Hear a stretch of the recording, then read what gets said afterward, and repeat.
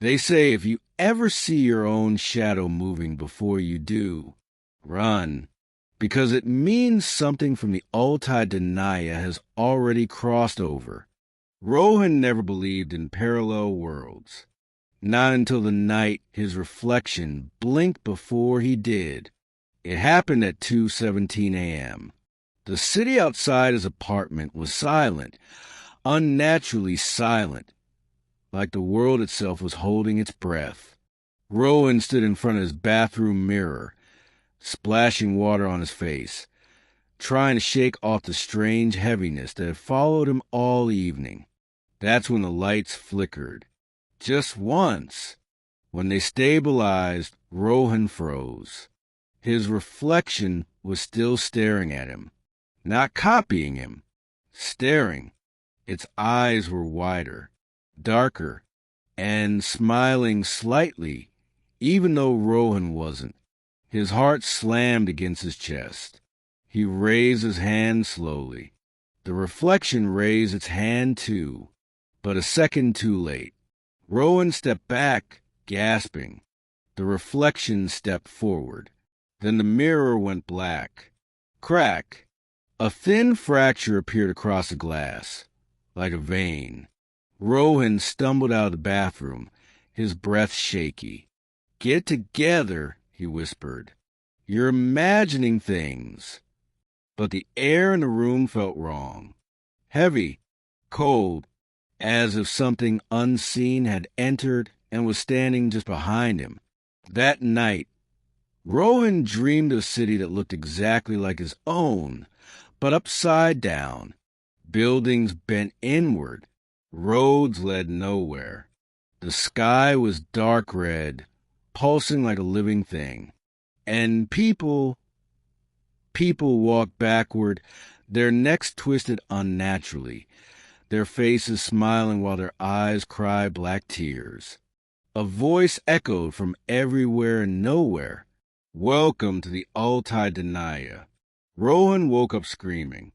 The clock showed 6 hours, 66 minutes a.m. The numbers glitched, then snapped back to 6:30. He laughed nervously. "Bad dream," he said. But when he looked at the mirror again, the crack was still there. From that day, things changed. People on the street started walking past him as if he didn't exist. Shopkeepers ignored him. His phone camera showed distorted faces whenever he tried to record. And every night, his reflection stayed awake longer than he did.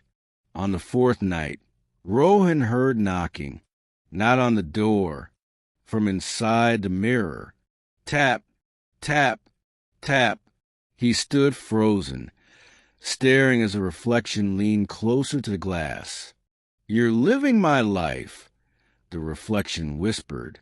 Rohan shook his head violently. "No, you're not real." The reflection smiled wider, its jaw cracking slightly. "You crossed over first. I just followed." The mirror shattered outward. Darkness spilled into the room like liquid smoke. Rohan screamed as cold hands grabbed his arms, dragging him forward. The room twisted, folding in on itself. Gravity flipped, and suddenly he was standing in his city. But everything was wrong. The sky was black, stitched with red lightning. The buildings were cracked and leaning, as if decaying from the inside. People walked with broken movements, their shadows moving independently. A signboard flickered above him. "Welcome to Ulti Duniya." Exit closed. Rohan ran. Every street led him back to the same place, his apartment. He entered cautiously.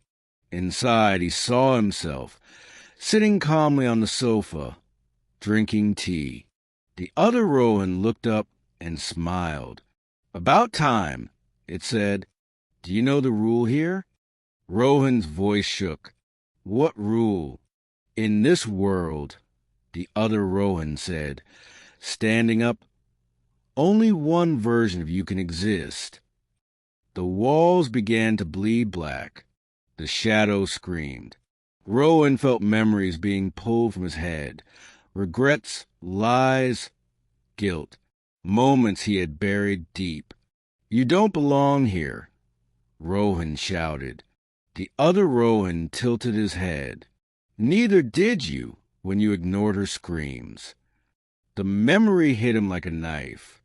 A woman, a car accident. Rohan had been driving. She had been crossing the road. He never stopped. In Ulti Duniya, the dead remembered everything. The city came alive with whispers. "Murderer, coward, you left us."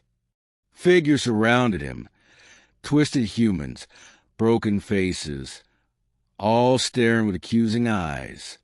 "This world feeds on guilt," the other Rohan said softly, "and you gave it a feast." Rohan fell to his knees, sobbing. "I didn't mean to." The sky cracked open. A giant inverted shadow appeared overhead. Something ancient, watching. The price must be paid. It boomed.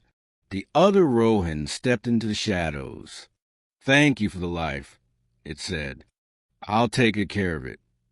Rohan screamed as the ground opened beneath him. He fell and woke up. Morning light filled the room. The mirror was whole again. No crack, no whispers. Rohan laughed hysterically. It was just a dream. His phone buzzed. A news notification. Local man declared dead in hit-and-run case. CCTV footage reveals shocking truth. Rohan looked up. In the mirror, his reflection smiled and blinked. After him,